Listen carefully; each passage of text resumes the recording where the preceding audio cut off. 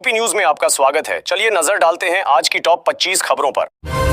Shamli Gorakhpur expressway परियोजना के लिए जमीन अधिग्रहण की प्रक्रिया जल्द शुरू होगी। भारतीय राष्ट्रीय राजमार्ग प्राधिकरण अगले महीने त्रिआयामी अधिसूचना जारी करने की तैयारी में है। यह प्रस्तावित नया एक्सप्रेसवे 747.424 किलोमीटर लंबा होगा। यह शामली से शुरू होकर गोरखपुर में सिलीगुड़ी एक्सप्रेसवे पर समाप्त होगा। इस ग्रीनफील्ड एक्सप्रेसवे के बनने से उत्तर प्रदेश के कई जिलों के बीच कनेक्टिविटी मजबूत होगी और यात्रा में लगने वाले समय में भारी बचत होगी।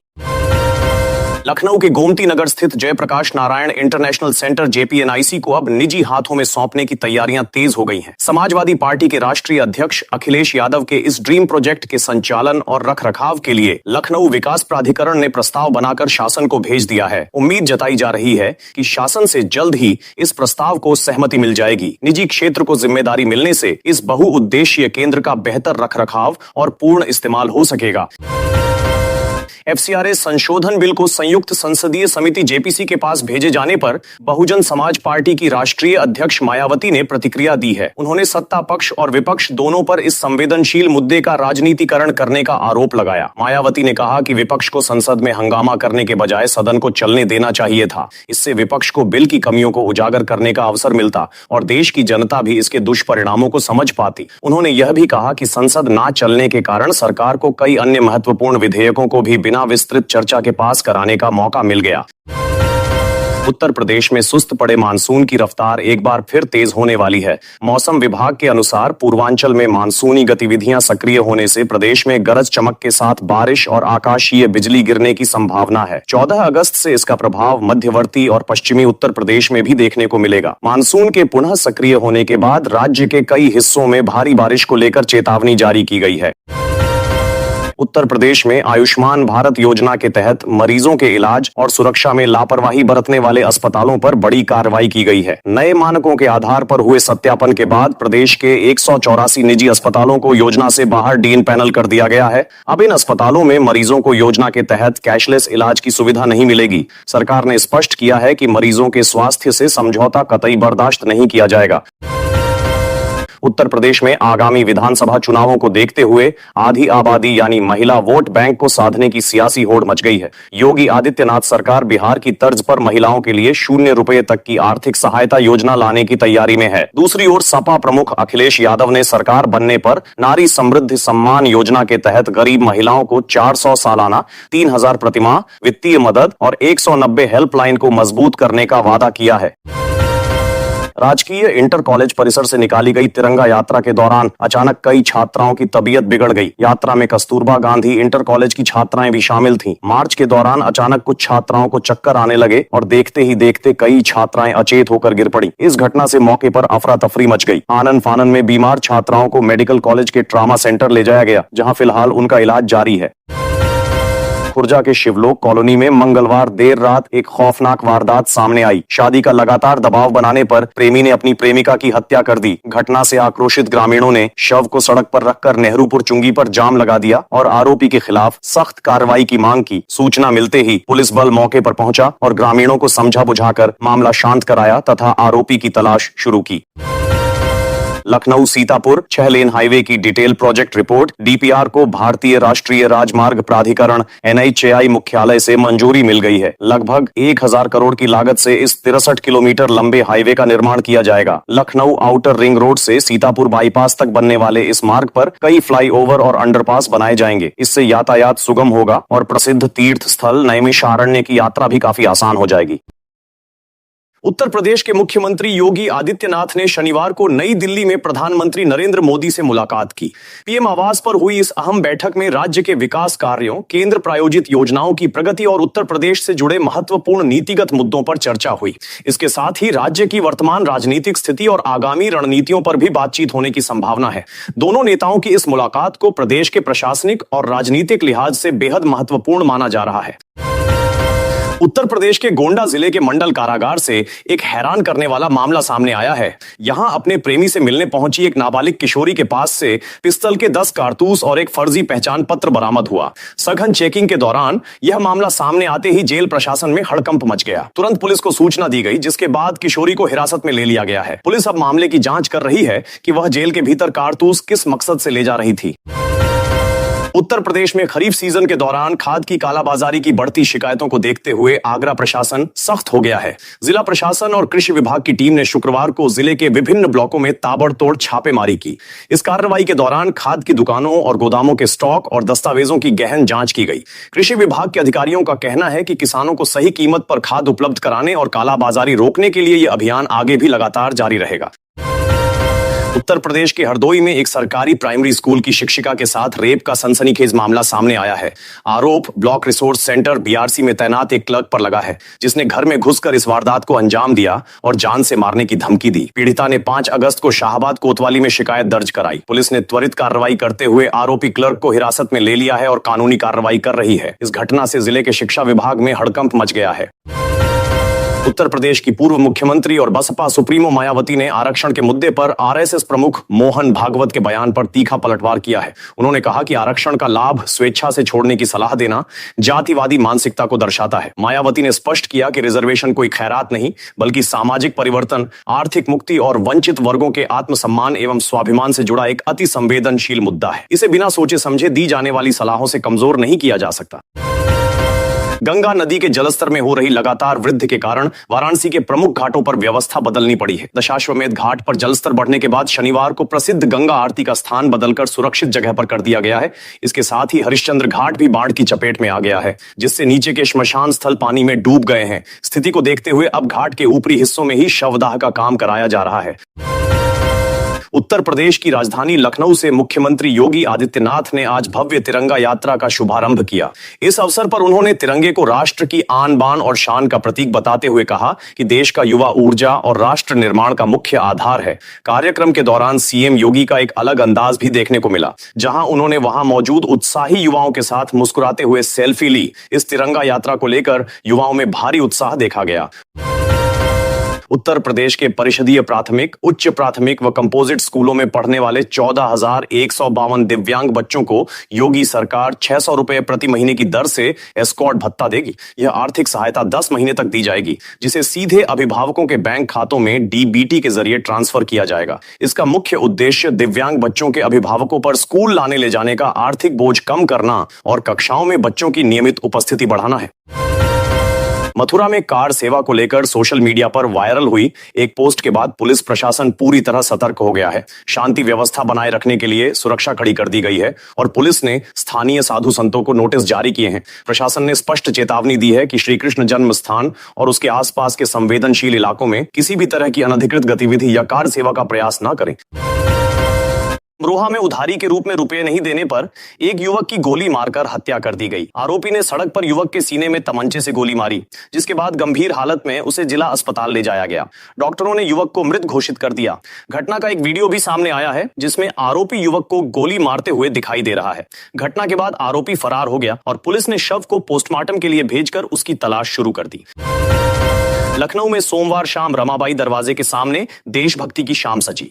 भारत तिब्बत सीमा पुलिस और एकाग्रता इंटरनेशनल फाउंडेशन ने वंदे मातरम की 150वीं वर्षगांठ के अवसर पर सांस्कृतिक कार्यक्रम आयोजित किया। कार्यक्रम में आईटीबीपी के जवानों ने बैंड परफॉर्मेंस दी। जवानों ने बॉलीवुड गीतों के साथ देशभक्ति और राष्ट्रभक्ति का जज्बा जगाया। कार्यक्रम में बड़ी संख्या में लोग मौजूद रहे। यूपी में सोमवार को लखनऊ, नोएडा समेत 30 से अधिक शहरों में बारिश हुई और सहारनपुर में लगातार बारिश से हालात बिगड़ गए। गंगाराम नदी और शाकुंभरी मंदिर के पास बरसाती नदी में सैलाब आ गया और कई इलाकों में पानी भर गया। मिर्जापुर क्षेत्र में गंगाराम नदी पर बना रपटा पुल क्षतिग्रस्त हो गया और पानी दिल्ली यमुनोत्री हाईवे के ऊपर से बहने लगा। सड़कों और कॉलोनियों में 3 से 4 फीट तक पानी भर गया, जिससे घर दुकानें जलमग्न हो गईं और कई वाहन डूब गए। फर्रुखाबाद बिजनौर में भी गंगा का पानी हाईवे के ऊपर बह रहा है और कई गांव बाढ़ की चपेट में आ गए हैं। स्पीकर से चर्चा के लिए शाह ने तय किए। घंटे गृह मंत्री अमित शाह ने लोकसभा स्पीकर ओम बिरला को पत्र लिखकर संसद में स्पीकर से चर्चा के लिए समय तय करने की मांग की है। अमित शाह ने कहा कि वह सदन में मौजूद रहेंगे। वहीं राहुल गांधी ने कहा कि उन्हें भाषण या लेक्चर नहीं सुनना है। मानसून सत्र के दौरान संसद न चलने के मुद्दे पर सत्ता पक्ष और विपक्ष के बीच बयानबाजी जारी है। सहारनपुर में पहाड़ों से आया सैलाब। उत्तर प्रदेश में कई इलाकों में तेज बारिश के कारण हालात बिगड़ गए हैं। सहारनपुर में लगातार बारिश के बाद पहाड़ों से पानी आने के कारण सैलाब जैसे हालात बन गए। गंगाराम नदी और शाकुंभरी मंदिर के पास बरसाती नदी में भी पानी बढ़ गया। कई इलाकों में जलभराव की स्थिति बनी हुई है। लगातार बारिश से लोगों को काफी परेशानी का सामना करना पड़ रहा है। थाने में पुजारी ने फांसी लगाई। झांसी में एक 62 वर्षीय पुजारी ने थाने के टॉयलेट में फांसी लगाकर जान दे दी। पुलिसकर्मियों ने सुबह उन्हें फंदे से लटका हुआ देखा। इसके बाद उन्हें तुरंत नीचे उतारकर अस्पताल पहुंचाया गया। हालत गंभीर होने पर पुजारी को मेडिकल कॉलेज रेफर किया गया, जहां इलाज के दौरान उनकी मौत हो गई। पुलिस मामले की जांच कर रही है।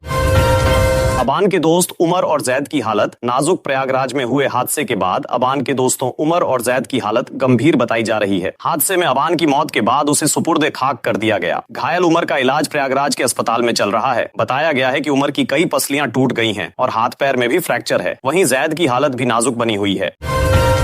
बहन की शादी के लिए पड़ोसी के घर चोरी। कानपुर के जाजमऊ इलाके में एक वेल्डिंग कारीगर ने अपनी बहन की शादी के लिए पैसे जुटाने के लिए पड़ोसी के घर चोरी कर ली। आरोपी ने दिन दहाड़े घर से करीब 16 लाख रुपए की ज्वेलरी और 40,000 रुपए नकद चोरी किए। पुलिस ने जांच के बाद 19 वर्षीय आरोपी मोहम्मद जाफर को गिरफ्तार कर लिया। पुलिस ने चोरी का सामान भी बरामद कर लिया है।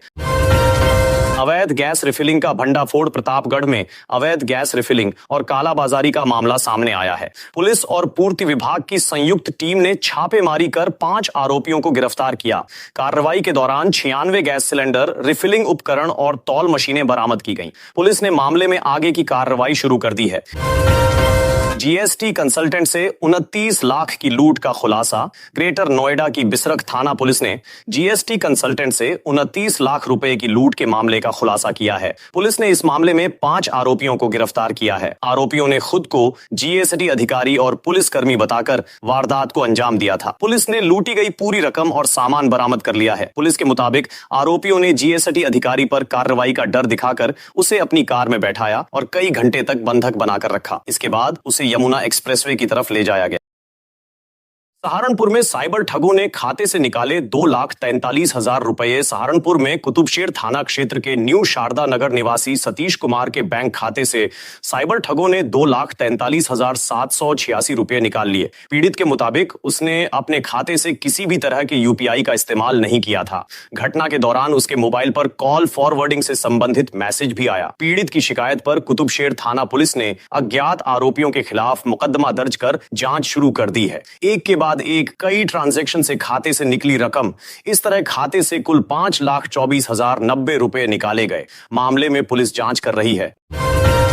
बुलंदशहर में भारी बारिश के बीच कांवड़ियों की सुरक्षा में जुटी पुलिस। बुलंदशहर में भारी बारिश के बीच पुलिस कांवड़ यात्रियों की सुरक्षा और यातायात व्यवस्था संभालने में जुटी रही। शुक्रवार देर रात करीब 11 बजे कोतवाली देहात और यातायात पुलिस की संयुक्त टीम ने अडौली कट पर मोर्चा संभाला। मेरठ बुलंदशहर हाईवे पर बारिश के कारण यातायात प्रभावित होने की आशंका थी। पुलिसकर्मी लगातार बारिश के बीच सड़क पर तैनात रहे और कांवड़ यात्रा मार्ग को सुरक्षित और निर्बाध बनाए रखा। नेता प्रतिपक्ष राहुल गांधी ने शनिवार को प्रयागराज में छात्रों की गूंज कार्यक्रम में छात्रों से करीब 47 मिनट तक बातचीत की। उन्होंने युवाओं और रोजगार से जुड़े मुद्दों पर अपनी बात रखी। राहुल गांधी ने कहा कि सिस्टम ने युवाओं को चक्रव्यूह में फंसा दिया है। उन्होंने युवाओं से कहा कि आप जितनी रील बनाना चाहते हैं बनाइए और मेहनत करिए, लेकिन नौकरी की चुनौती बनी हुई है। उन्होंने कहा कि परिवारों से बड़ी रकम लेकर बीए और एमए की डिग्री मिल जाती है, लेकिन यह सर्टिफिकेट रोजगार की गारंटी नहीं देता। उन्होंने रोजगार के अवसरों को लेकर भी सवाल उठाए। उत्तर प्रदेश पंचायत चुनाव को लेकर हाई कोर्ट की सख्त टिप्पणी। उत्तर प्रदेश में पंचायत चुनाव को लेकर इलाहाबाद हाई कोर्ट की लखनऊ खंडपीठ ने सरकार से जवाब मांगा है। कोर्ट ने कहा कि पंचायत चुनाव कराने के लिए निर्धारित अवधि नवंबर में पूरी हो रही है और चुनाव समय पर कराए जाने चाहिए। सनी देओल और प्रीति जिंटा लखनऊ पहुंचे। बॉलीवुड अभिनेता सनी देओल और अभिनेत्री प्रीति जिंटा अपनी आने वाली फिल्म के प्रमोशन के सिलसिले में लखनऊ पहुंचे। दोनों कलाकारों को देखने के लिए बड़ी संख्या में फैंस वहां पहुंच गए। इस दौरान सनी देओल के साथ उनके बेटे करण देओल भी नजर आए। कार्यक्रम में कलाकारों ने फैंस से बातचीत की और कई तस्वीरें भी खिंचवाईं। सोनभद्र रोजगार मेले में 44 उम्मीदवारों का चयन। सोनभद्र के रॉबर्ट्सगंज में जिला सेवायोजन कार्यालय की ओर से रोजगार मेले का आयोजन किया गया। इस रोजगार मेले में करीब 270 अभ्यर्थियों ने हिस्सा लिया। इनमें से अलग अलग पदों के लिए कुल 94 उम्मीदवारों का चयन किया गया। बदायूं एनकाउंटर मामले में एफएसएल रिपोर्ट से पुलिस को राहत। बदायूं में कुख्यात अपराधी जितेंद्र उर्फ ढालू के एनकाउंटर मामले में पुलिस के दावे को फॉरेंसिक रिपोर्ट से समर्थन मिला है। बैलिस्टिक जांच में सामने आया है कि मुठभेड़ के दौरान बदमाश और पुलिस दोनों तरफ से फायरिंग हुई थी। पुलिस के मुताबिक मुठभेड़ के दौरान दोनों पक्षों की पिस्टलों से गोलियां चली थी। उन्नाव में बारिश के बीच गंगा घाटों पर उमड़ी कांवड़ियों की भीड़। उन्नाव में सावन के शनिवार को बारिश के बीच गंगा घाटों पर शिव भक्तों की भारी भीड़ उमड़ पड़ी। हजारों कांवड़ियों ने आनंद घाट पर गंगा स्नान किया और पवित्र जल भरकर पैदल कांवड़ यात्रा के लिए रवाना हुए। फतेहपुर में सरकारी शिक्षक पर पत्नी की हत्या का आरोप। उत्तर प्रदेश के फतेहपुर में एक सरकारी शिक्षक पर अपनी पत्नी की हत्या करने का गंभीर आरोप लगा है। घटना के बाद आरोपी पति मौके से फरार हो गया। शनिवार सुबह दोनों के बीच किसी बात को लेकर विवाद हुआ था। विवाद इतना बढ़ गया कि मारपीट शुरू हो गई। आरोप है कि गुस्से में पति ने पत्नी के सिर पर पीछे से गड़ासे से हमला कर दिया और मौके पर जान चली गई। सीतापुर में इलाज के दौरान युवक की मौत। सीतापुर में निजी अस्पताल में इलाज करा रहे 35 वर्षीय युवक की हालत बिगड़ने के बाद मौत हो गई। बताया जा रहा है कि युवक करीब 11 दिनों से अस्पताल में भर्ती था। हालत गंभीर होने पर डॉक्टरों ने उसे लखनऊ के एक बड़े अस्पताल के लिए रेफर किया था। परिजन युवक को लखनऊ लेकर जा रहे थे, लेकिन रास्ते में ही उसकी हालत और बिगड़ गई और उसने दम तोड़ दिया। घटना के बाद परिजनों ने अस्पताल के बाहर हंगामा किया। उत्तर प्रदेश के झांसी से एक ऐसी घटना सामने आई है जिसने सभी को झकझोर दिया। माफिया अतीक अहमद के सबसे छोटे बेटे का कार में जाते हुए एक्सीडेंट हो गया और मौके पर ही मौत हो गई। जानकारी यह मिली है कि अबान अहमद अपने बड़े भाई अली अहमद से मिलने जा रहा था, जो कि झांसी जेल में बंद है। हापुड़ के ब्रज घाट के पास दिल्ली लखनऊ हाईवे पर एक दर्दनाक हादसा हो गया। कांवड़ियों को हरिद्वार छोड़कर लौट रही एक पिकअप गाड़ी चालक को नींद की झपकी आने के कारण अनियंत्रित होकर गहरे नाले में जा गिरी। घटना की सूचना मिलते ही स्थानीय पुलिस तुरंत मौके पर पहुंची। बाराबंकी में झाड़ फूंक के नाम पर एक विवाहिता को 10 दिन तक खंभे से बांधकर प्रताड़ित किया गया, जिससे इलाज के दौरान उसकी मौत हो गई। सूचना मिलते ही पुलिस ने मौके पर पहुंचकर पति और तांत्रिक समेत 3 आरोपियों को गिरफ्तार कर लिया है। कांवड़ यात्रा 2026 के दौरान मुजफ्फरनगर पुलिस शासन की गाइडलाइन का उल्लंघन करने वाले डीजे पर सख्त कार्रवाई कर रही है। निर्धारित मानक 12 फीट ऊंचाई और 10 फीट चौड़ाई से बड़ा डीजे लेकर शिव चौक पहुंचे। कश्यप डीजे पर पुलिस ने 500 रुपए का चालान किया है। उत्तर प्रदेश विधानसभा के मानसून सत्र में जसराना से समाजवादी पार्टी के विधायक सचिन यादव के निलंबन को लेकर सियासत गर्मा गई है। सदन में मुख्यमंत्री योगी आदित्यनाथ की तस्वीर वाला पोस्टर लहराकर विरोध प्रदर्शन करने पर विधानसभा अध्यक्ष सतीश महाना ने उन्हें पूरे सत्र के लिए निलंबित कर दिया। अयोध्या के राम मंदिर में चढ़ावा चोरी मामले के बाद पहली बार राम मंदिर ट्रस्ट के पूर्व महासचिव चंपत राय सार्वजनिक रूप से संतों के बीच सक्रिय नजर आए। वे अयोध्या के प्रमुख मंदिरों और संतों के पास पहुंचकर उनका आशीर्वाद ले रहे हैं। इसी क्रम में मंगलवार को चंपत राय तपस्वी छावनी पहुंचे, जहां उन्होंने पीठाधीश्वर जगत गुरु परमहंस आचार्य से बंद कमरे में मुलाकात की। इस मुलाकात के बाद राजनीतिक और धार्मिक गलियारों में चर्चाएं तेज हो गई हैं। हालांकि दोनों पक्षों ने इसे सामान्य शिष्टाचार भेंट बताया है। लखनऊ कानपुर एक्सप्रेसवे पर पहली ही बारिश ने करोड़ों रुपए के निर्माण की पोल खोल दी है। तेज बारिश के चलते एक्सप्रेसवे की एक तरफ की तीनों लेन बुरी तरह क्षतिग्रस्त हो गई। सड़क धंसने और कटने के कारण यातायात को सुरक्षित रखना चुनौती बन गया है, जिसके चलते गाड़ियों को दूसरी कैरेजवे पर रॉन्ग साइड से निकाला जा रहा है। इस गंभीर लापरवाही से बड़े हादसे का खतरा मंडरा रहा है। वहीं निर्माण की गुणवत्ता पर भी सवाल उठने लगे हैं। सांसद पप्पू यादव समेत विपक्षी नेताओं के खिलाफ एफआईआर दर्ज होने के बाद कांग्रेस ने पलटवार किया है। अयोध्या में कांग्रेस ने भाजपा के राष्ट्रीय अध्यक्ष नितिन नवीन और उत्तर प्रदेश भाजपा प्रदेश अध्यक्ष पंकज चौधरी के खिलाफ कार्रवाई के लिए पुलिस को शिकायत सौंपी है। इसमें आरोप लगाया गया है कि लखनऊ रोड शो के दौरान भाजपा अध्यक्ष के स्वागत में हनुमान जी का स्वांग रचाकर उन्हें सड़क पर नचाया गया। हालांकि पुलिस ने कांग्रेस नेताओं की इस शिकायत पर फिलहाल कोई मामला दर्ज नहीं किया है।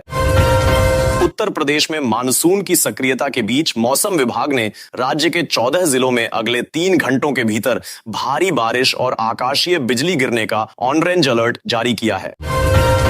उत्तर प्रदेश के आगरा में चलती ट्रेन में एक महिला को अचानक प्रसव पीड़ा शुरू हो गई। सूचना मिलते ही रेलवे प्रशासन तुरंत हरकत में आया। रेलवे की मेडिकल टीम और स्टेशन स्टाफ की मदद से ट्रेन के अंदर ही सुरक्षित प्रसव कराया गया। महिला ने एक स्वस्थ बच्चे को जन्म दिया है। प्रसव के बाद मां और नवजात दोनों को नजदीकी अस्पताल में भर्ती कराया गया, जहां डॉक्टरों ने दोनों की हालत पूरी तरह सामान्य और स्वस्थ बताई है। विधानसभा से निलंबित किए गए समाजवादी पार्टी के विधायक सचिन यादव बुधवार को उसी विवादित पोस्टर के साथ विधानसभा परिसर में धरने पर बैठ गए।